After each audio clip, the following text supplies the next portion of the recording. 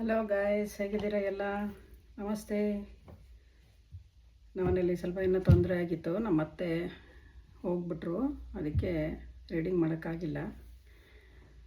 ಇವತ್ತು ಮಾಡಬೇಕು ಅಂತ ಅನ್ನಿಸ್ತು ನನಗೆ. ಇದು ಬಂತು, ಇಂಟ್ಯೂಷನ್ ಬಂತು, ಅದಕ್ಕೆ ಕೂತಿದ್ದೀನಿ. ಎಲ್ಲ ಹೇಗಿದ್ದೀರಾ? ಊಟ ಆಯಿತಾ? ಕೆಲಸ ಆಯಿತಾ? ಎಲ್ಲ ಆಯಿತಾ?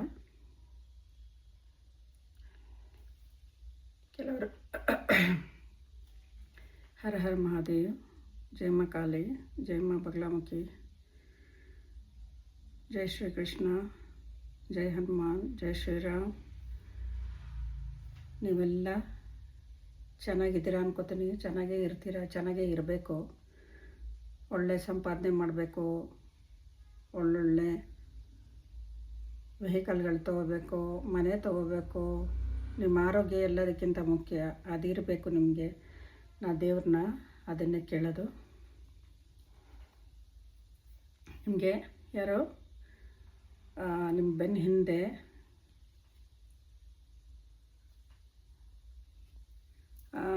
ನಿಮ್ಮನ್ನ ಅಬ್ಸರ್ವ್ ಮಾಡ್ತಾ ಇದ್ದಾರೆ.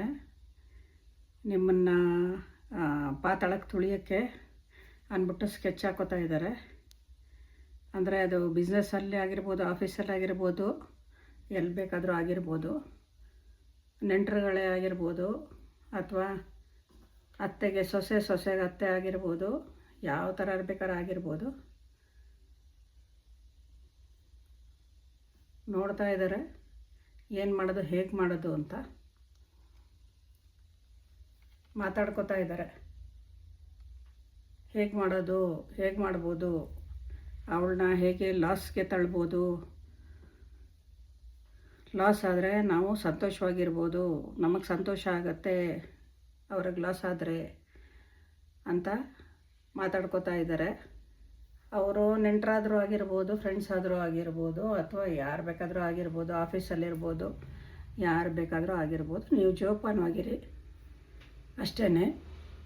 ಆದರೆ ನಿಮ್ಮ ಆರ ಇದೆಯಲ್ಲ, ಅದು ತುಂಬ ಪ್ಯೂರಾಗಿದೆ. ತುಂಬ ಒಳ್ಳೆಯವರು ನೀವು.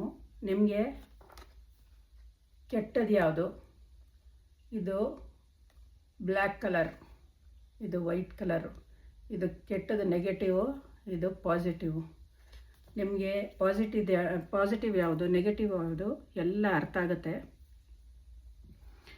ಅದನ್ನು ಅರ್ಥ ಮಾಡ್ಕೊಂಡು ನೀವು ನಡ್ಕೋತೀರಾ. ಆಮೇಲೆ ಬೇರೆಯವ್ರಿಗೂ ಹೇಳ್ತೀರಾ, ಹಾಗೆ ಮಾಡಬೇಡಿ, ಹೀಗೆ ಮಾಡಬೇಡಿ ಅಂತ ಒಳ್ಳೆ ಬೋಧನೆ ಮಾಡ್ತೀರಾ. ಅವ್ರಿಗೆ ಒಳ್ಳೇದು ಹೇಳ್ಕೊಡ್ತೀರಾ, ಒಳ್ಳೆ ದಾರಿಗೆ ಕಳಿಸ್ತೀರಾ.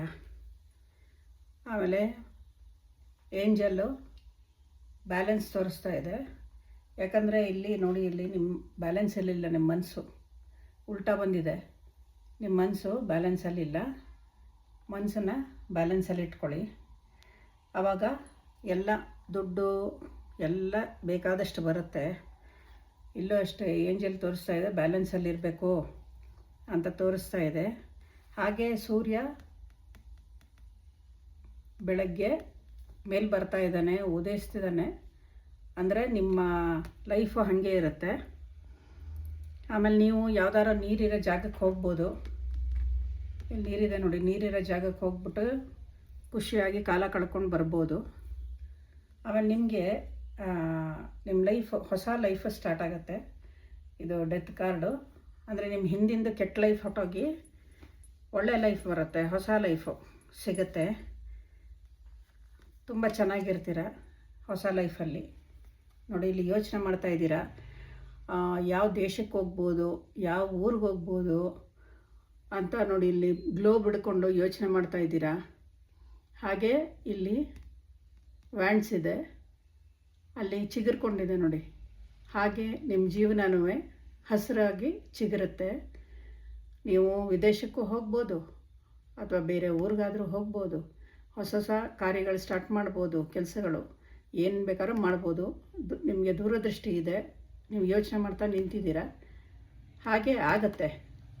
ಹೋಗ್ತೀರಾ ನೀವು, ಫಾರಿನ್ಗಾರು ಹೋಗ್ಬೋದು, ಅಥವಾ ಇಲ್ಲೇ ದೊಡ್ಡದಾಗಿ ಏನಾದ್ರು ಸ್ಟಾರ್ಟ್ ಮಾಡ್ಬೋದು.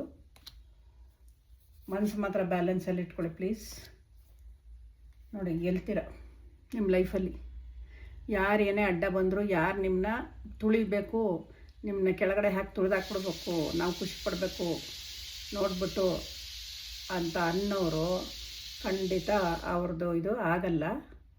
ನೀವು ನೋಡಿ ಇಲ್ಲಿ ರಾಜರ ಥರ ರಾಣಿರ ಥರ ಹೋಗ್ತಾ ಇದ್ದೀರಾ. ನಿಮಗೆ ನೀವು ಗೆಲ್ತೀರ, ಎಲ್ಲ ಥರದ್ರಲ್ಲೂ ಗೆಲ್ತೀರ. ಹರ ಹರ ಮಹಾದೇವ್. ಜೈ ಮಾ ಬಗ್ಲಾಮುಖಿ, ಜೈ ಮಾ ಕಾಳಿ, ಜೈ ಶ್ರೀರಾಮ್, ಜೈ ಹನುಮಾನ್. ನಾಳೆ ಸಿಗೋಣ. ನಮಸ್ತೆ.